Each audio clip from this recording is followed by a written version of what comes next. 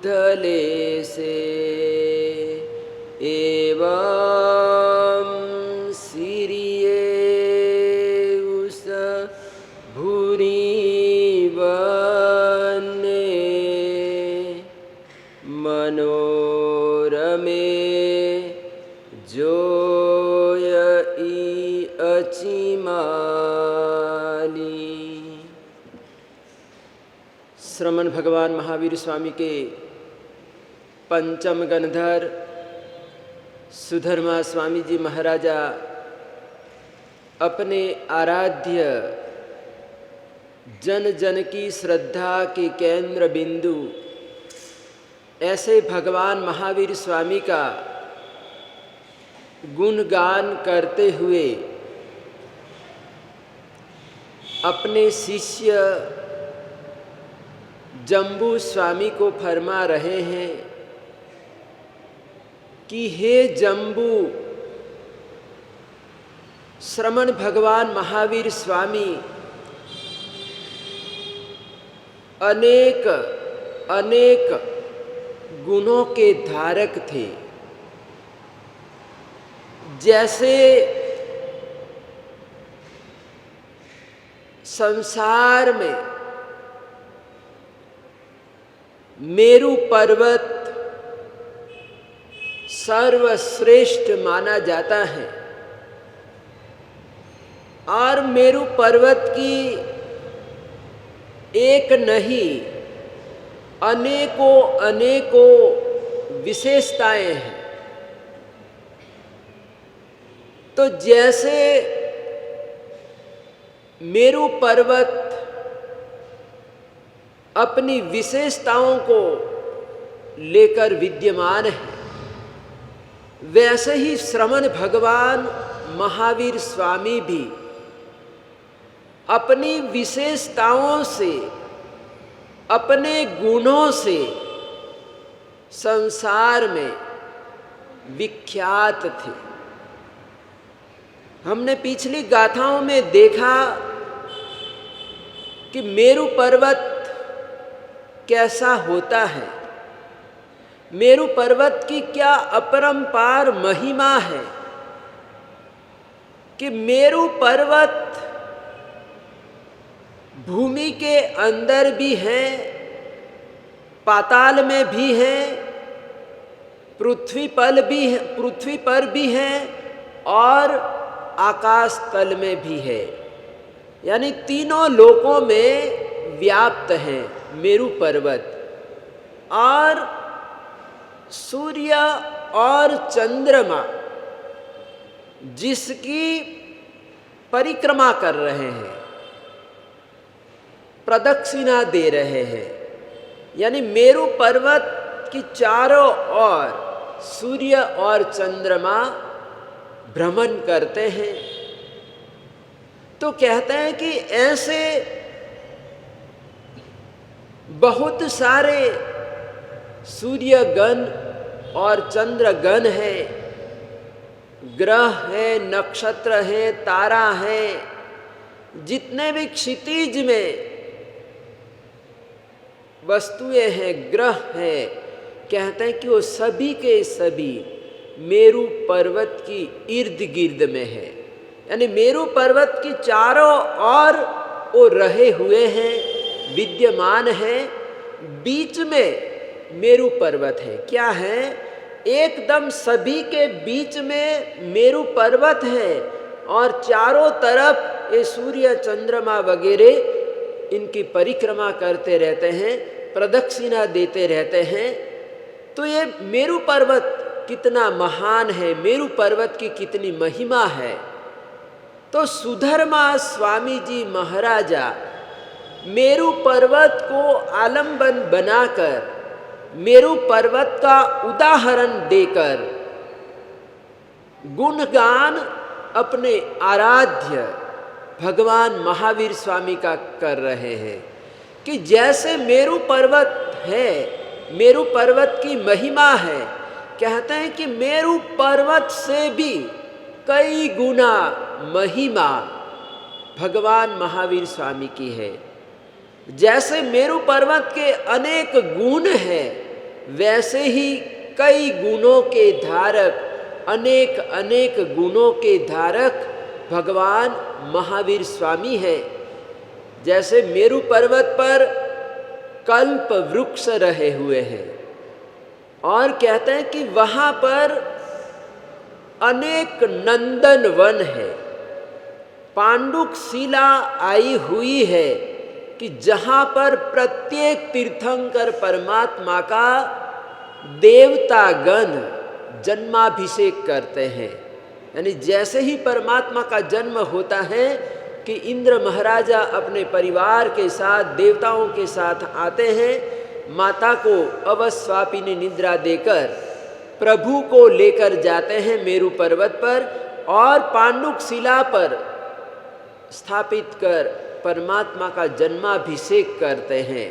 तो ऐसा ये मेरु पर्वत है, यानी जहाँ पर प्रत्येक तीर्थंकर परमात्मा पधारते हैं, देवता लोग लेकर जाते हैं और वहाँ पर परमात्मा का जन्माभिषेक स्नात्र महोत्सव किया जाता है। और वो भी और किसी के द्वारा नहीं, देवताओं के द्वारा किया जाता है।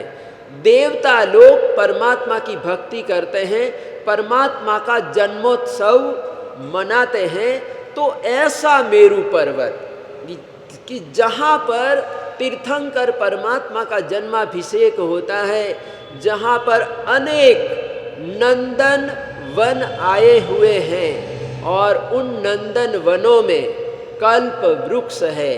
और जो देवता लोग हैं, देवेंद्र है, कहते हैं कि देवेंद्र भी अपने स्वर्गीय सुखों को छोड़कर मेरु पर्वत पर इन नंदन वनों में आते हैं विहार करने के लिए और यहाँ आकर वो आनंद प्रमोद करते हैं। तो ऐसी बहुत सारी विशेषताएं हैं, मेरु पर्वत की बहुत सारी विशेषताएं हैं। तो जैसे मेरु पर्वत की विशेषताएं हैं, वैसे ही सुधर्मा स्वामी जी महाराजा जम्बू स्वामी को फरमाते हैं कि जम्बू भगवान महावीर स्वामी भी मेरु पर्वत की तरह ही विद्यमान थे। हालांकि मेरु पर्वत से भी बढ़कर भगवान महावीर स्वामी की महिमा थी। तो यहाँ पर इस गाथा में सुधर्मा स्वामी जी महाराजा कहते हैं कि ये जो मेरु पर्वत है, वो मेरु पर्वत पृथ्वी के एकदम मध्य भाग में आया हुआ है, बीच में है, एकदम मध्य में बैठा हुआ है। जैसे कोई परिवार का वडील व्यक्ति होता है, बुजुर्ग व्यक्ति होता है, तो उस वडील व्यक्ति को परिवार वाले लोग सबसे बीच में बिठाते हैं। यानी जब कभी परिवार का फोटो खिंचवाना है, तस्वीर खिंचवानी है, तो वडील को एकदम मध्य में बीच में बिठाया जाता है और आजू बाजू बेटे पोते बहुए वगैरह बैठ जाते हैं और इस प्रकार से पूरे परिवार का फोटो लिया जाता है, तस्वीर ली जाती है। तो कहते हैं कि तस्वीर में भी हम अपने वडील जनों को बीच में बिठाते हैं। यानी ये वडीलों का हमारे पर उपकार है। क्या है? ये वडील है तो हम हैं, वडील की बदौलत हम बैठे हुए हैं, उनके नाम से है। क्या है?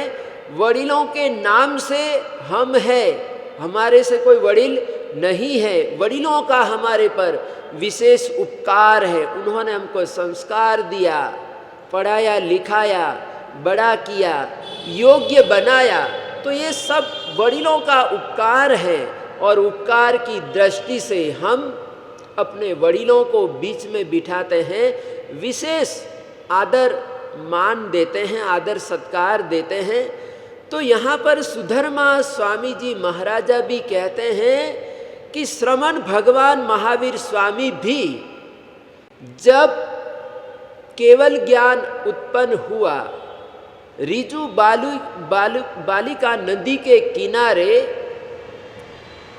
केवल ज्ञान हुआ, तो केवल ज्ञान होने के बाद परमात्मा लोगों के बीच में आ गए, जनता के मध्य में आ गए। साधु साध्वी श्रावक श्राविकाएं यानी चतुर्विध संघ के बीच में सिर मोर भगवान महावीर स्वामी थे। यानी सबसे बीच में कौन थे? महावीर स्वामी। यानी साधु साध्वी श्रावक और श्राविका, तो ये चतुर्विध संघ के जो नायक है, कौन है? जो नायक है, चतुर्विध संघ के संस्थापक और चतुर्विध संघ को चलाने वाले कौन है? तीर्थंकर परमात्मा है, अरिहंत परमात्मा है। तो कहते हैं कि वो सबके बीच में थे। सुधर्मा स्वामी जी महाराजा कहते हैं कि जैसे मेरु पर्वत पृथ्वी के बीच में है, एकदम मध्य भाग में है, वैसे ही भगवान महावीर स्वामी भी साधु साध्वी श्रावक और श्राविकाओं के बीच में थे। यानी सबसे बड़े थे, सर्वोपरि थे। क्या थे? सर्वोपरि थे। यानी परमात्मा से कोई बड़ा नहीं था। तीर्थंकर परमात्मा से कोई बड़ा व्यक्ति नहीं था। यानी अरिहंत परमात्मा ही थे। श्रमण भगवान महावीर स्वामी ही थे। यानी कि वो सर्वोपरि तीर्थंकर परमात्मा थे और उन्होंने हमको धर्म का उपदेश दिया। हम नमुत्थुनम सूत्र में बोलते हैं, नमुत्थुनम अरिहंतानम भगवंतानम आई गरानम तित्थ यरानम स्वयं संबुद्धानम पूरी सुत्तमानम पूरी ससिहानम पूरी स्वर पुंडरियानम पूरी स्वर गंध हथिनम लोगुत्तमानम लोग नाहानम लोग हियानम लोग पईवानम लोग पज्जो अगरानम अभय दयानम चक्षु दयानम मग्ग दयानम। तो यहाँ पर ये अरिहंत परमात्मा की बहुत सारी विशेषताएं बताई गई है।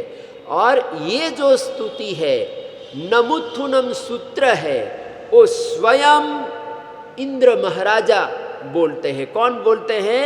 इंद्र महाराजा बोलते हैं। जब तीर्थंकर परमात्मा का च्यवन कल्याणक होता है, तो उस समय ये इंद्र महाराजा स्वयं अपने सिंहासन पर से नीचे उतर जाते हैं और 4-5 कदम आगे बढ़कर, यानी परमात्मा की दिशा की और कदम बढ़ाकर वो नमुत्थुनम सूत्र बोलते हैं। योग मुद्रा में नमुत्थुनम सूत्र बोलते हैं और ये नमुत्थुनम सूत्र की अपरंपार महिमा है। इसका नाम शक्र स्तव भी है। यानी शक्र यानी इंद्र महाराजा। तो जिसकी स्तुति इंद्र महाराजा ने की है, इसीलिए उसका नाम ही शक्र स्तव पड़ गया। यानी इंद्र महाराजा के द्वारा स्तुति की गई है।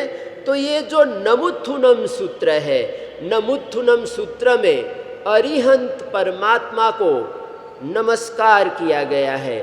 तो कैसे अरिहंत परमात्मा को नमस्कार किया गया है, उसके बारे में पूरा सूत्र बताया गया। तो यहाँ पर बताए बहुत सारी विशेषताएं हैं और इन विशेषताओं में बताया गया कि अभय दयानम यानी तीर्थंकर परमात्मा, अरिहंत परमात्मा अभय दाता है। क्या है? अभय दान देने वाले हैं। यानी कि सभी जीवों को अभय दान देने वाले हैं। यानी कोई जीव मर रहा है, यानी मान लो किसी को मौत की सज़ा हो गई है, यानी मौत की सज़ा पक्की हो गई है कि अमुक तिथि में अमुक टाइम पर इसको फांसी दी जाएगी। क्या दिया जाएगा? फांसी दी जाएगी। मौत की सजा दी जाएगी, सब कुछ नक्की हो चुका है, पक्का हो चुका है कि अब कुछ दिनों का वो मेहमान है, सजा हो जाएगी। तो कहते हैं कि जीने की आशा चली गई है, बचने की आशा कोई कुछ भी बची नहीं है।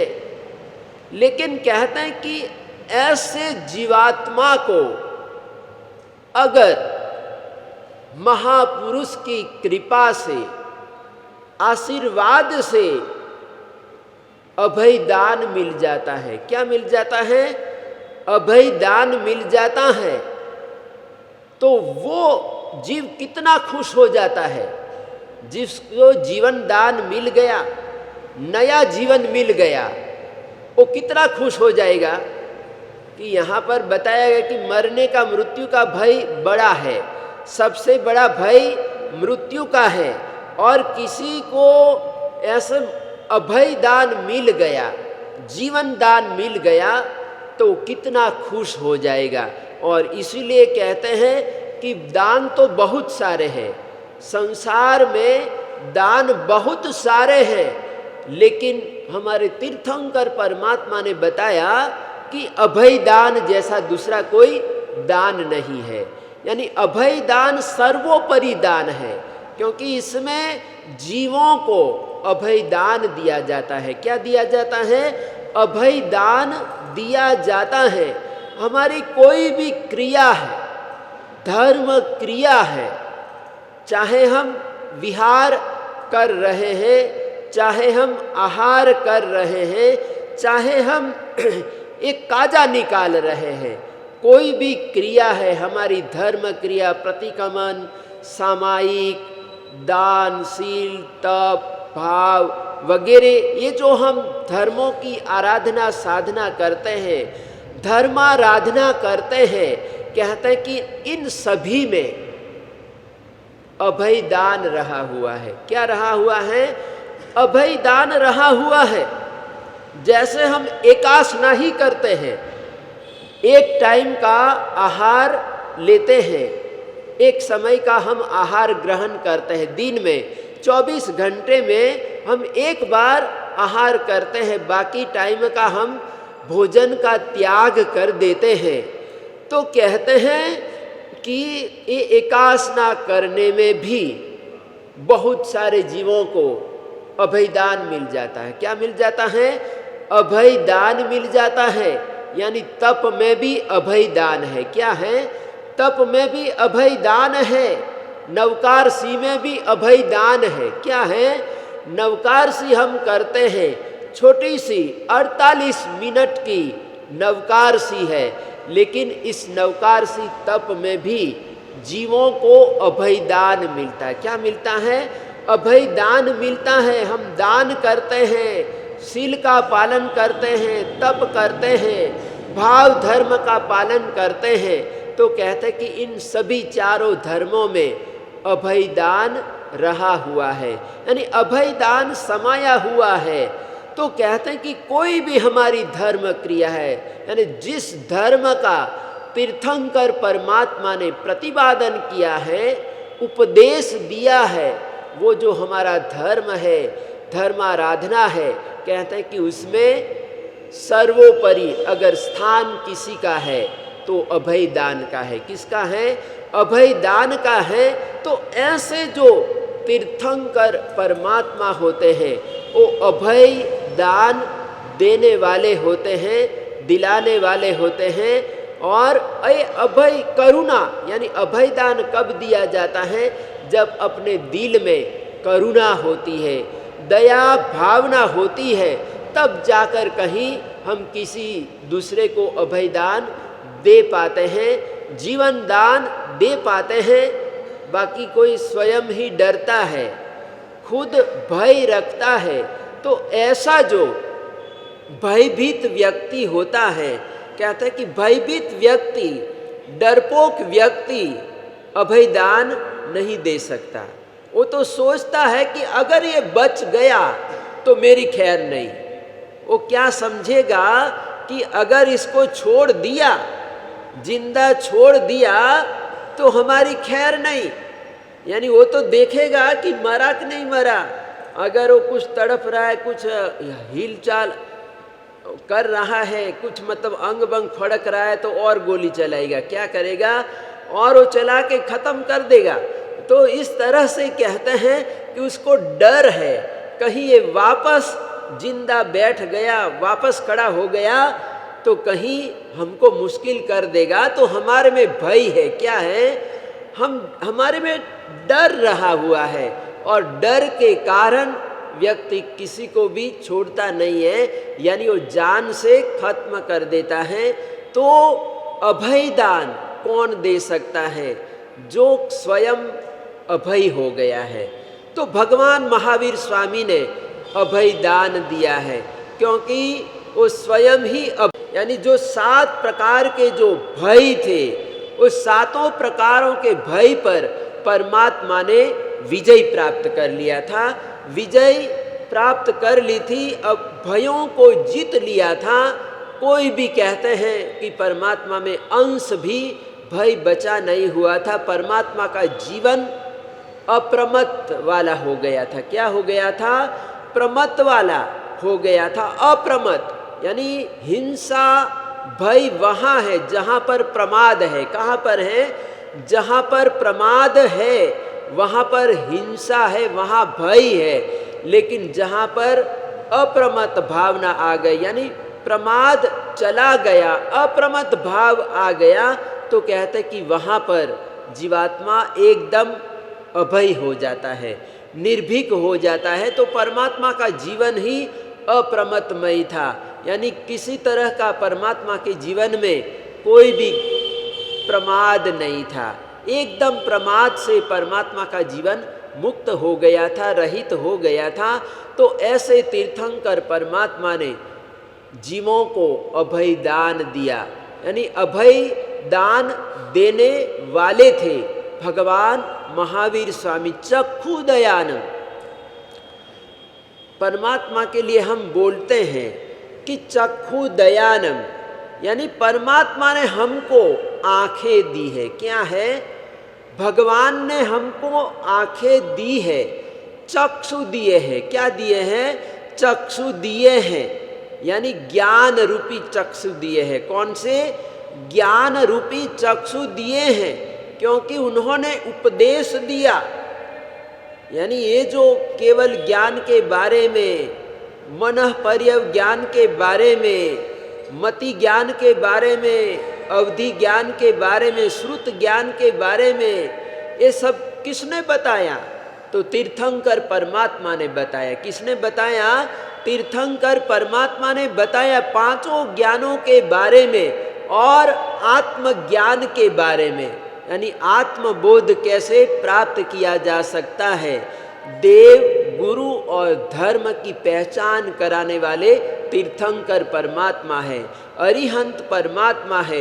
अगर हमने ये चक्षु नहीं पाए होते, यानी हमारे पास आँख नहीं हुई होती, तो हमारे लिए ये प्रकाश किस काम का? यानी कोई मान लो कोई अंधा व्यक्ति है, प्रज्ञा चक्षु है, तो प्रज्ञा चक्षु के सामने आप इस शास्त्र लाकर रख दो, भागवत रख दो, तो किस काम का? यानी ज्ञान तो है, सामने ज्ञान है, लेकिन स्वयं के पास आँख नहीं है, स्वयं की आँख नहीं है, तो कैसे वो पढ़ पाएगा? खुद की आँख होनी चाहिए, स्वयं का नेत्र होना चाहिए। तो स्वयं प्रज्ञा चक्षु है, उसके लिए कहते हैं कि दूसरे प्रकाश व्यर्थ हो जाते हैं। जैसे सूर्य का प्रकाश होता है, ट्यूबलाइट का प्रकाश होता है, लट्टू का प्रकाश होता है, सूर्य का प्रकाश होता है, चंद्रमा का प्रकाश होता है, ऐसे अलग अलग प्रकाश होते हैं। तो कहते हैं कि प्रकाश तो है, लेकिन ये प्रकाश हमको कब काम आएगा? जब हमारे पास आँख होगी। और इसीलिए कहते हैं कि एक बार सभा में एक प्रश्न चल पड़ा कि संसार में सर्वश्रेष्ठ प्रकाश कौन सा। यानी सभा चल रही थी और सभा में किसी ने खड़े होकर सवाल किया कि ये दुनिया में रोशनी तो बहुत है, प्रकाश तो बहुत ही है, लेकिन किसका प्रकाश सर्वोत्तम है। तो उस समय सभी ने अपने अपने हिसाब से जवाब दिया। किसी ने बताया कि संसार में सूर्य का प्रकाश उत्तम है, सर्वश्रेष्ठ है। तो किसी ने कहा नहीं नहीं, चंद्रमा का प्रकाश सर्वश्रेष्ठ है। तो किसी ने बताया कि ये बिजली का प्रकाश अच्छा है, किसी ने बताया दिए का प्रकाश अच्छा है। आखिर कहते हैं कि जो राजा था वो राजा किसी के भी जवाब से संतुष्ट नहीं हुआ। तो आखिर एक बुजुर्ग ने कहा कि संसार में अगर कोई सर्वोत्तम प्रकाश है तो वो अपनी आँखों का प्रकाश है, अपनी आँखों की रोशनी है। अगर हमारी आँखों में ही ज्योति नहीं है, स्वयं को दिखता नहीं है, तो अपने सामने 1000 सूर्य आ जाए या चंद्रमा आ जाए तो किस काम का, वो प्रकाश किस काम का। यानी स्वयं का प्रकाश, स्वयं की ज्योति अपने पास होनी चाहिए। तभी कहता है कि दूसरे प्रकाश हमारे लिए उपयोगी बन सकते हैं, हमारे उपयोग में आ सकते हैं। तो यहाँ पर स्वयं का प्रकाश होना जरूरी है। यानी स्वयं का ज्ञान, यानी आत्मज्ञान होना बहुत जरूरी है। और ये आत्मज्ञान देने का काम तीर्थंकर परमात्मा करते हैं, अरिहंत परमात्मा करते हैं कि आत्मा की पहचान कराते हैं। आत्मा का स्वरूप कैसा है, वो सारा का सारा स्वरूप तीर्थंकर परमात्मा, अरिहंत परमात्मा समझाते हैं। और इसीलिए यहाँ पर तीर्थंकर परमात्मा को कहा गया चक्षु दयानम, यानी चक्षु का दान करने वाले हैं, नेत्रों का दान करने वाले तीर्थंकर परमात्मा है, अरिहंत परमात्मा है। मग्ग दयानम, यानी मार्ग के दाता है, मार्ग देने वाले हैं। यानी मार्ग किसने दिखाया, तो कहते हैं कि अरिहंत परमात्मा ने। धर्म का मार्ग दिखाने वाले भगवान है, हमारे अरिहंत परमात्मा है, तीर्थंकर परमात्मा है। तो अरिहंत परमात्मा कितने हमारे लिए उपकारी है कि जिन्होंने हमको मार्ग दिया है, रास्ता दिया कि ये धर्म का मार्ग है। क्या है ये? धर्म का मार्ग है। धम्मो मंगल मुख्यटम अहिंसा संयमोतवो देवावी तम नमंसन्ति जस धम्मे सयामनो। यानी धर्म कैसा है? अहिंसामयी है, संयममयी है, तपोमयी है। और ऐसा धर्म जिस व्यक्ति के जीवन में आ जाता है, आत्मा में आ जाता है, तो कहते हैं कि ऐसे धर्मात्मा को स्वयं देवता भी नमस्कार करते हैं। देवावी तम नमंसन्ति जस धम्मे सयामनो, यानी जिसके दिल में सदैव हमेशा धर्म रहा हुआ है, धर्म की आराधना रही हुई है, सदा काल धर्म की आराधना। यानी कि सदा बहार जिसके जीवन में धर्म की आराधना है, ऐसे आराधक आत्मा को देवता गण भी नमस्कार करते हैं, प्रणाम करते हैं। तो ये धर्म की महिमा है। जिस धर्म का प्रतिपादन तीर्थंकर परमात्मा ने किया है, तो ऐसे अरिहंत परमात्मा ने हमको धर्म मार्ग दिया है। क्या दिया है? धर्म मार्ग दिया है। तीर्थंकर परमात्मा ने धन नहीं दिया, हमको धर्म दिया है। क्या दिया है? तीर्थंकर परमात्मा ने हमको धर्म दिया है, संस्कार दिए हैं, धर्म के संस्कार दिए हैं, धर्म का उपदेश दिया है और धर्म का उपदेश देकर हमको धर्म के साथ जोड़ा है, धर्म मार्ग हमको दिया है। तो ऐसे परमोपकारी तीर्थंकर परमात्मा का यहाँ पर सुधर्मा स्वामी जी महाराजा भगवान महावीर स्वामी का गुणगान करते हुए जम्बू स्वामी को फरमा रहे हैं कि हे जम्बू, भगवान महावीर स्वामी ने हमको चक्षु दिए हैं। क्या दिए हैं? चक्षु दिए हैं, चक्षु का दान किया है, नेत्रों का दान किया है और मार्ग का दान किया है। अगर भगवान महावीर स्वामी ने हमको ये मार्ग नहीं दिया होता, धर्म का मार्ग नहीं दिया होता, तो क्या आज हम आचार्य होते क्या? यानी जिन शासन के हम आचार्य होते क्या? नहीं हो पाते। लेकिन तीर्थंकर परमात्मा ने ये धर्म तीर्थ की स्थापना की और ये तीर्थ की स्थापना किया तो आज हम बैठे हुए हैं, यानी आज हम मौजूद हैं, विद्यमान हैं और चतुर्विध संघ बैठा हुआ है, आराधना साधना कर रहा है। तो ये जो तीर्थंकर परमात्मा का शासन अभी तक चल रहा है और आगे भी चलेगा, चलने वाला है और कई जीवात्मा आराधना साधना करेंगे, बहुत सारे जीवात्मा आराधना साधना करेंगे और अपना आत्म कल्याण करेंगे। तो इसके मूल में तीर्थंकर परमात्मा है, अरिहंत परमात्मा है। तो ऐसे अरिहंत परमात्मा की स्तुति करते हुए सुधर्मा स्वामी जी महाराजा कहते हैं कि जैसे पृथ्वी के मध्य में मेरु पर्वत होता है और जो सूर्य होता है, सूर्य का जो तप तेज कितना जबरदस्त होता है, तो वैसे ही भगवान का तेज भी था, यानी इतना तेज था भगवान का।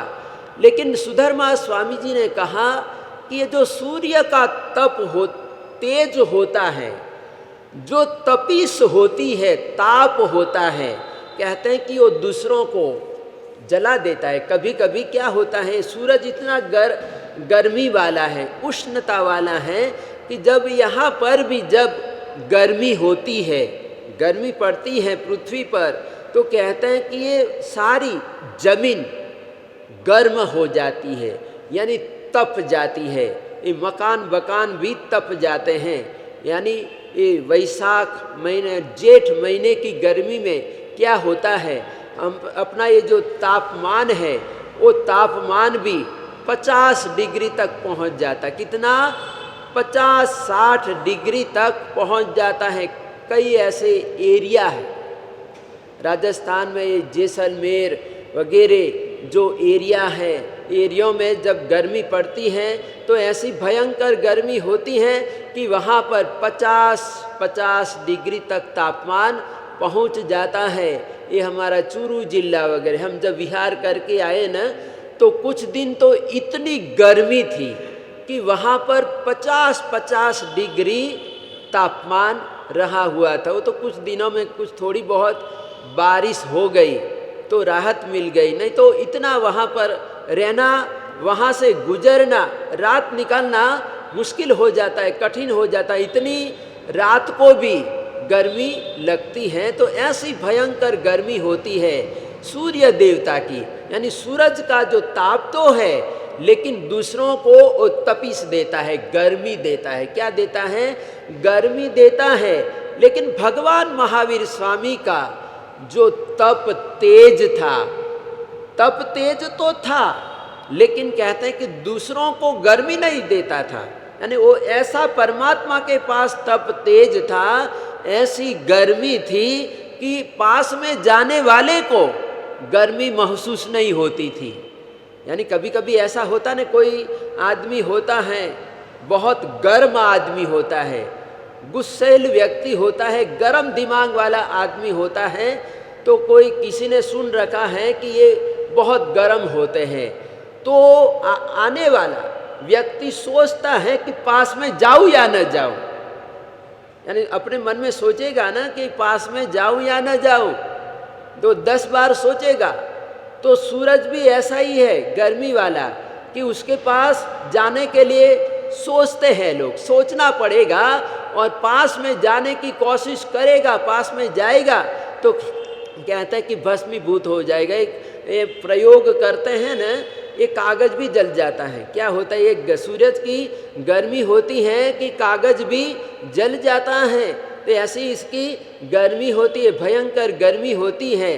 तो कहते कि ऐसे सूरज के सामने, यानी हम आँख उठा के भी नहीं देख सकते हैं, यानी सूरज इतना तेज वाला है कि उसके सामने हम देख सकते हैं क्या?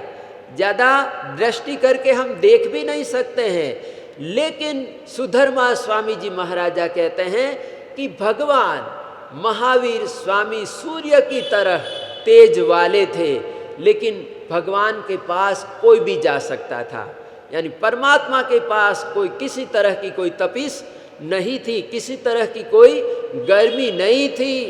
बड़ा सा बड़ा व्यक्ति भी जा सकता था, देवेंद्र भी जा सकता था, राजा महाराजा भी जा सकता था, और पुण्य श्रावक जैसा सामान्य व्यक्ति भी जा सकता था, एक बालक भी जा सकता था। क्या है, एक छोटा सा बच्चा भी जा सकता था। बच्चे को भी परमात्मा वात्सल्य ही देते थे। क्या देते थे? वात्सल्य भाव ही बरसाते थे। और इसीलिए तो परमात्मा के पास अयमुत्ता मुनि जैसे बाल मुनि आए। कौन आए?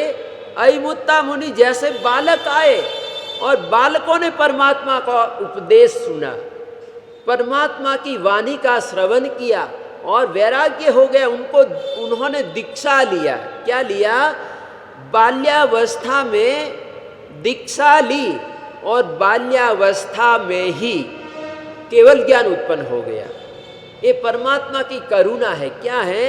ये परमात्मा की करुणा है कि परमात्मा ने प्रेम ही बरसाया है, सभी के ऊपर प्रेम ही बरसाया है। जैसे मेघ बरसता है तो बिना भेदभाव के बरसता है, यानी पृथ्वी पर उबड़ खाबड़ ऊंचे नीचे सभी पर कहते हैं कि मेघ बरसता है, उसके दिल में किसी तरह का कोई भेदभाव नहीं रहता है।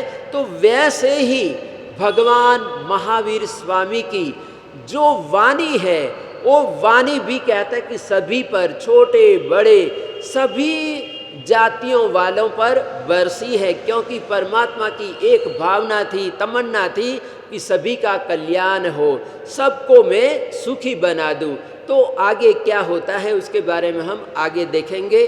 तो ये सुधर्मा स्वामी जी का ये जिनागम यानी परमात्मा की वाणी है, और परमात्मा की वाणी पर ये सुयंगड़ांग जिनागम पर हमें वीर स्तुति के माध्यम से परमात्मा का हम गुणगान कर रहे हैं। परमात्मा का जीवन कैसा था, तो कितना ऊंचाइयों वाला था, कितना विशाल था, और किन किन गुणों से परमात्मा का जीवन ओत प्रोत था, उसके बारे में हम चातुर्मास के दिनों में स्वाध्याय कर रहे हैं। तो जब से ये मेरा प्रवचन प्रारंभ हुआ है, जिनागम पर प्रवचन चालू हुआ है, और उसी दिन से हमारे श्री संघ में ये लाइव प्रवचन चालू हुआ, और प्रवचन के साथ साथ 5-5 सवाल भी किए जाते हैं प्रश्नोत्तरी के रूप में, और ये प्रश्नोत्तरी के रूप में सभी लोग स्वाध्याय प्रेमी ऑनलाइन पर ही जवाब देते हैं, और बहुत सारे लोग जुड़े हुए हैं। एक गुजरात, राजस्थान, बम्बई, इधर MP, पंजाब वगैरह अनेक अनेक प्रांतों से लोग जुड़े हुए हैं, और बड़ी पिपासा से, ज्ञान पिपासा से वो जुड़े हुए हैं कि हमको भी कुछ ज्ञान प्राप्त करना है। जैसे यहाँ पर प्रश्नोत्तरी ये आगम के माध्यम से, प्रवचन के माध्यम से चल रही है, वैसे ही हमारे परम वंदनीय वर्तमान गच्छाधिपति श्रुत भास्कर आचार्य भगवान श्री जी भी अपने मुखार विंद से कलाश चला रहे हैं। यानी अपने शासन में जो महान शासन प्रभावक आचार्य भगवंत हुए हैं, जैनाचार्य हुए हैं, उनकी जीवनी के बारे में, यानी ये जीवनी के बारे में बहुत कम बताया जाता है। यानी प्रवचन तो होते हैं, उपाश्रयों में सब जगह पर प्रवचन होते हैं, बम्बई में, गुजरात में सभी जगह पर प्रवचन होते हैं, लेकिन जैसे हमारे पूज्य गुरुदेव प्रवचन देते हैं, यानी आचार्य भगवंतों की जीवनी पर आचार्य भगवंत प्रवचन देते हैं, फरमाते हैं, जीवन पर प्रकाश डालते हैं, वैसा प्रवचन बहुत कम आचार्य भगवंत करते हैं। लेकिन ये महापुरुषों की जीवनी को जानना भी बड़ा जरूरी है, अति आवश्यक है, क्योंकि किस तरह से हमारे पूर्वाचार्यों ने इस शासन की प्रभावना की है और इस शासन की क्या महिमा है। उस शासन की महिमा तो तभी हमको पता चलेगा कि जब हम पूर्वाचार्यों के बारे में, उनके जीवन के बारे में हम जानेंगे, पहचानेंगे। तो आचार्य भगवंत ने ये सब्जेक्ट लिया हुआ है और प्रतिदिन 7 बजे एक क्लास, 7 से 8 बजे एक क्लास प्रारंभ होती है। दूसरी और क्लास यानी 9 तत्व, यानी जीव तत्व, अजीव तत्व वगैरह की क्लास चलती है।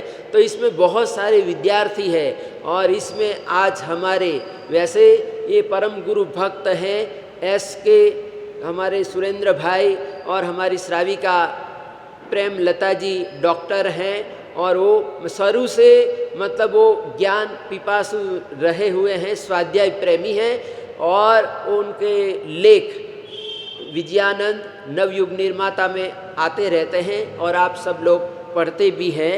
तो ये बड़े मतलब परम गुरु भक्त हैं आचार्य भगवान श्रीमद विजय इंद्रदीन सूरीश्वर जी महाराजा, रत्नाकर सूरीश्वर जी महाराजा की सेवा उन्होंने बहुत की है। और हमारे जैसे छोटे महाराज तो छोटे साधुओं के प्रति भी वो बड़ा श्रद्धा भाव रखते हैं, भक्ति भाव रखते हैं। जब मेरा वो तो बम्बई से, जब बम्बई में भी हमारे पास आते थे, मिलने के लिए आते थे, तो जब भी आए तो उन्होंने कहा कि महाराज जी पंजाब कब पधार रहे, यानी कभी भी आए तो हमारे सुरेंद्र जी ने, प्रेम लता जी ने, प्रवीण लता जी ने कहा कि आप पंजाब कब पधार रहे हैं। तो वर्षों से मतलब कहते आ रहे थे कि आप जल्दी पधारिए, पंजाब पधारिए, पंजाब पधारिए। तो ये सब गुरु भक्तों की भावना को देखकर हम आए। जब यहाँ पर आए तो ऐसा माहौल हो गया कि ये नकोदर में बैठे हुए, कहाँ, यहाँ से लगभग 35 किलोमीटर जितना ही दूर है, पास में बैठे हुए हैं। और मैं जब से आया तब से वो आने की बड़ी तमन्ना थी, बड़ी भावना थी, लेकिन ये महामारी के कारण आ नहीं पा रहे थे, हिम्मत नहीं कर पा रहे थे। अरे लुधियाना के लोग नहीं आ पा रहे तो बाहर से कैसे आएंगे। तो आज तो हिम्मत करके वो पहुंच ही गए कि आज तो कैसे भी करके महाराज जी के पास जाना ही है। सर्वमंगल मांगल्य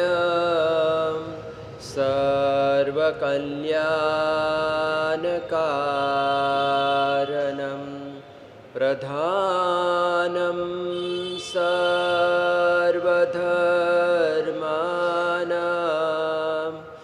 जैनं जयति सा